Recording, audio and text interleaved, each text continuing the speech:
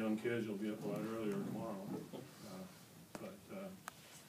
I'm not going to say a whole lot. I think a lot of what I put in our statement last night reflects the way that we feel about Chuck and the Odyssey and having come full circle back to the Kings.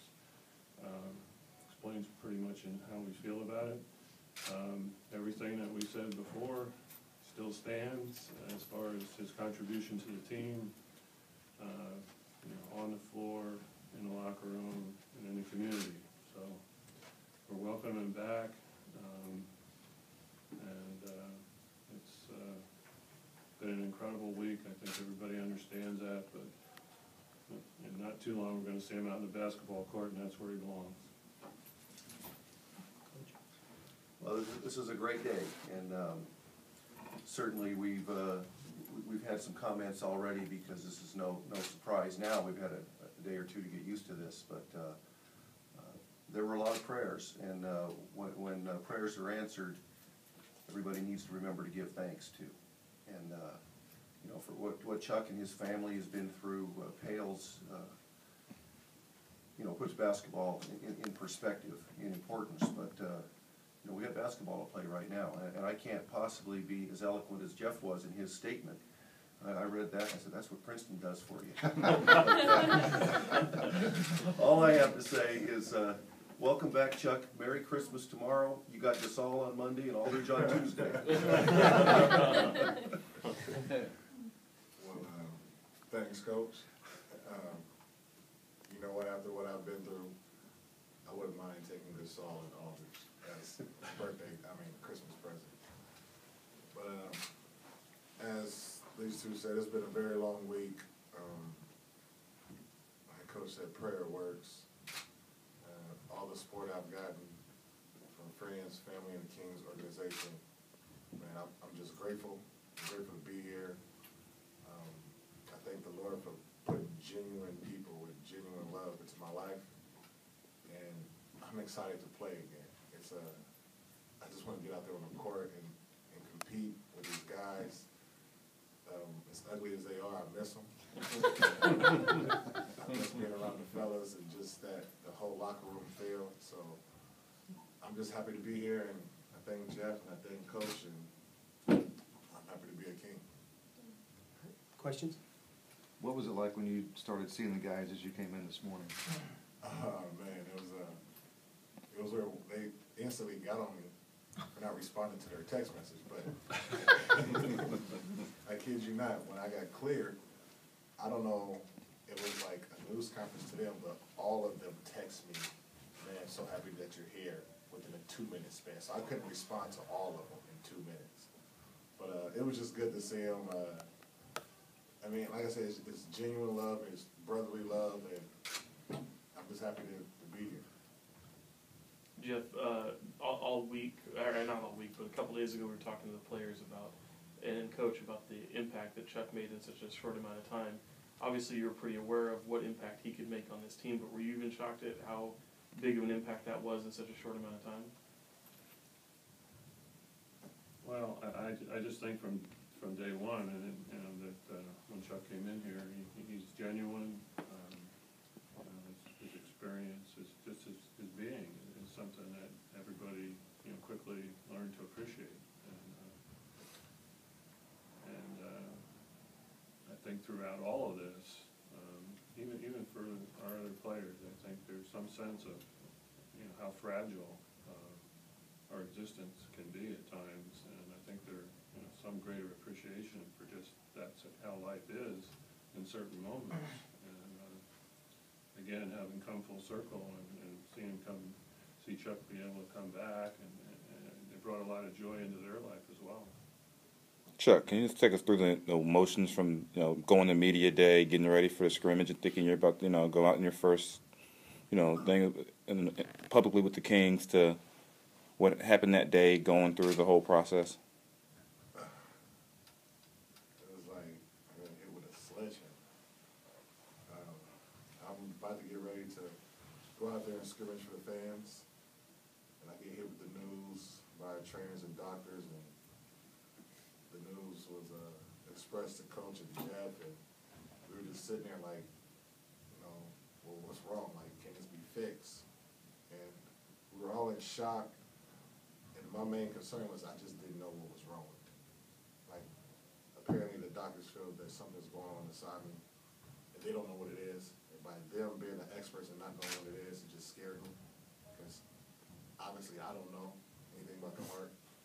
So it was just a weird chain of events. Then the testing, the MRIs, and the CAT scans.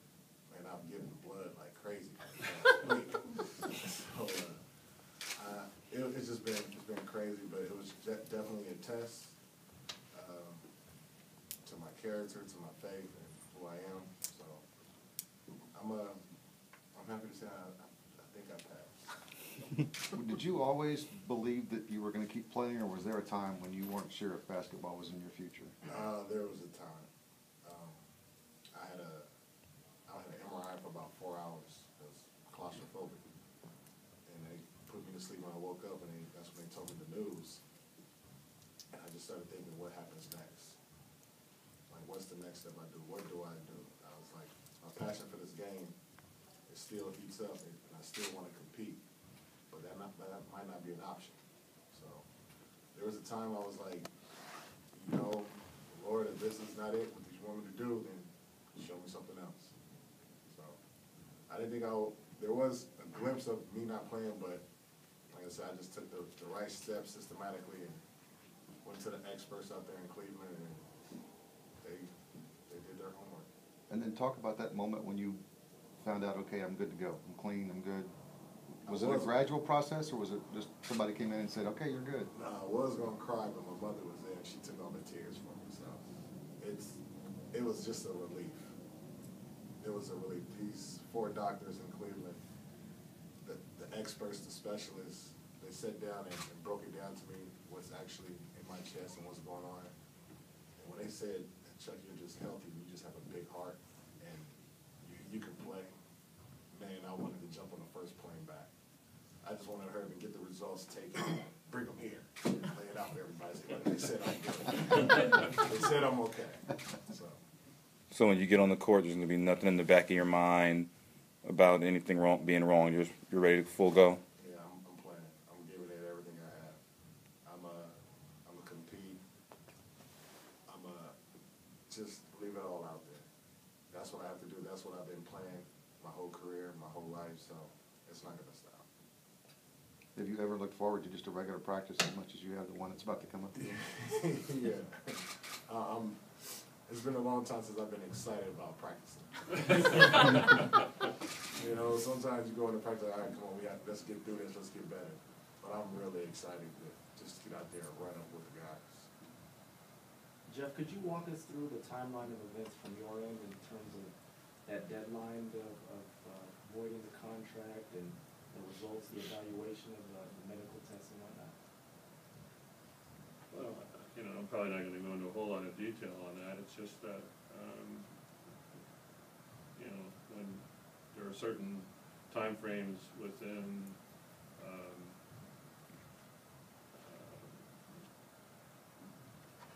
the contracts when you sign them, that certain things have to be done or have to be decided. And in this case with Chuck, I mean, a lot of work had been done.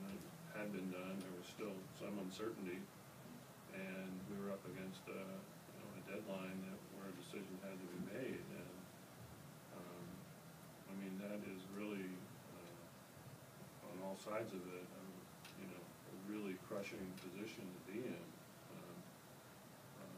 and to have to talk to Chuck about it and whatnot. But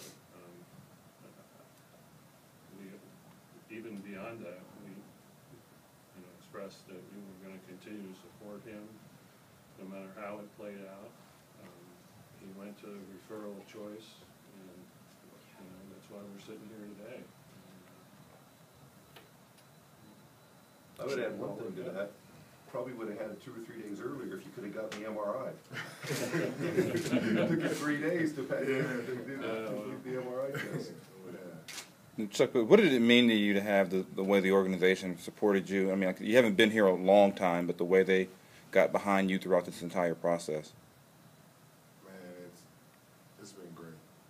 From Jeff to the coach to the training staff to the security staff, the team, just everybody sending their support and their prayers to me. It just really meant a lot.